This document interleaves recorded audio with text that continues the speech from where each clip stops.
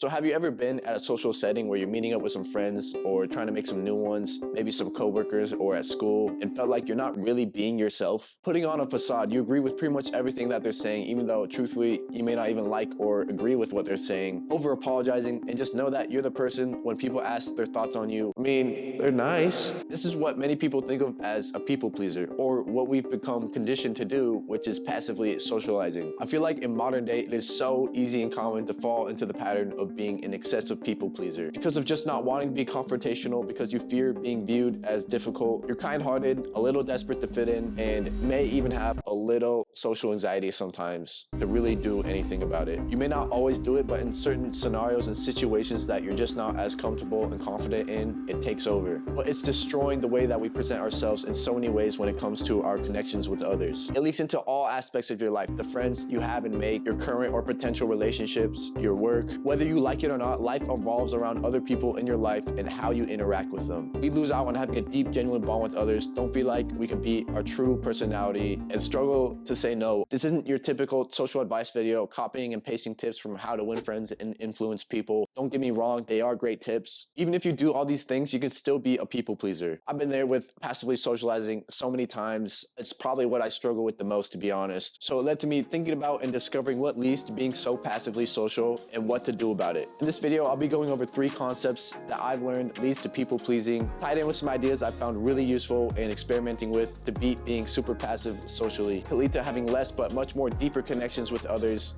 be yourself genuinely, and not come off as obnoxiously self-centered. So the most important factor that leads to passively socializing is appeasement. So say that you have a friend that asks you, hey, so where do you want to get food? Which one would you normally answer? Ready? Begin!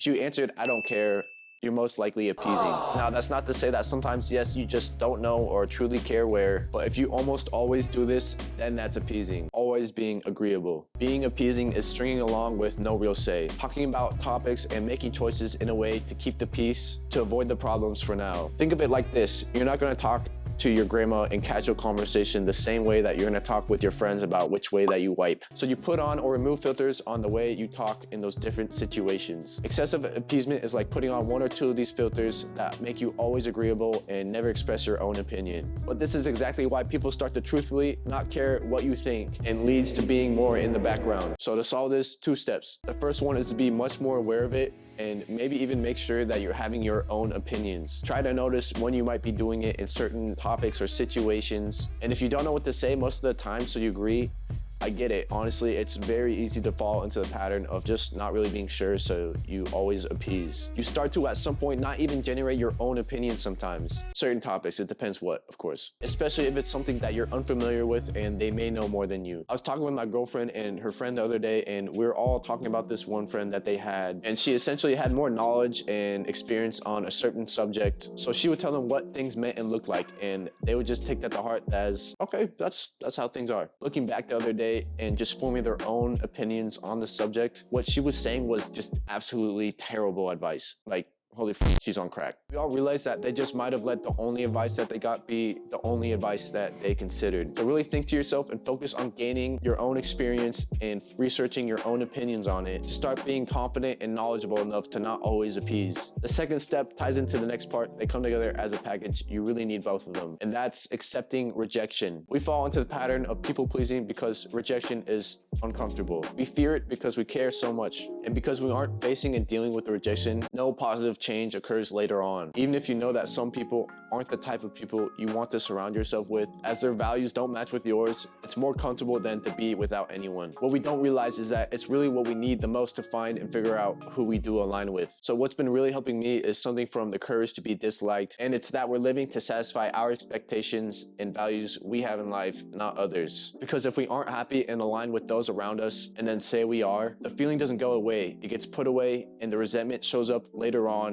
in other aspects of our life. A while ago, I was in this friend group, and there's this one brother of a friend that was also in it, and sometimes he would make jokes that I wasn't really finding funny about me myself, that I would pretend I was okay with it. I was a punching bag of the group for sure, you know, the guy that always gets flamed but never really makes fun of anyone back because he didn't know how to, so he kind of just goes along with it and even makes fun of himself. Then one day he made a joke about me, I forget what it was, but it was in the group chat, and I just I left the group chat, took huge offense to it.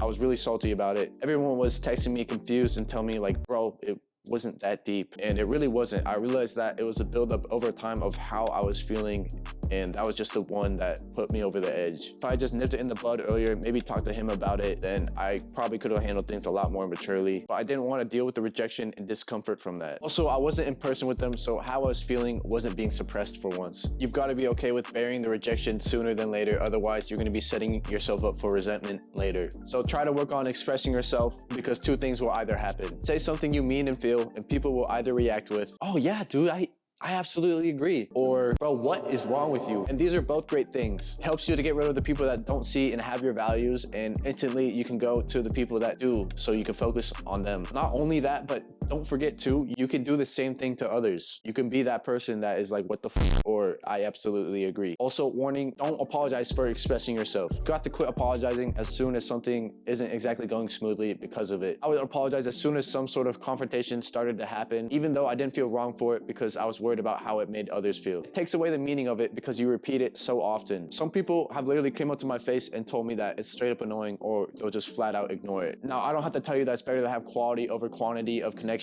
This is the best way to find the quality. So work on expressing yourself with the opinions and values you have by saying them. It's uncomfortable to bear with the rejection, but you're only going to get better at it each time. The last concept, once you understand it, will help you realize why you're so passively social and where it's coming from. A lot of the times, people will say, me included, that they love going to the gym because it leaks self-discipline into other areas of their life. The habits that you do have an effect on the other areas of your life, including how you socialize. If you're passively living, it may be leaking through to the way that you socialize. You're doing things that make you feel passive. What you do day to day subconsciously affects how you feel. I feel like I'm really rubbing salt into the wound with this, but it's a thing that's helped me the most. So to free yourself from this, you need to sit down and have a conversation with yourself and your own thoughts, and either eliminate things from your list of what you do, add things to your list of what to do, or a little bit of both. For me, it's been trying what I truly wanted, quitting some bad habits, and hitting the gym. I can't tell you, of course, what these things are for you, but I can tell you the best way to measure what they are. And that's to focus on how you feel after you do something. It should leave you feeling better in some way, whether physically or emotionally, and don't just key into the feeling of it, but by the amount of it. When you do different things, it changes the way you think, and when you think different things,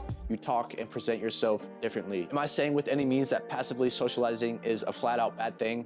No, it's important to still be. It's not like you're switching from doing it to not doing it at all and becoming self-absorbed. Keep your reservedness and just get the experience and feeling for when it is right to do those other social tips, and then these as well. Combining those tips with avoiding too much appeasement, using rejection, and doing things to make you feel less passive, socializing is gonna feel a lot more like the way we want it to be, which is being unapologetically you around others. I hope that this video has helped you to be a little bit more assertive with the way that you socialize in a positive way. All my fellas.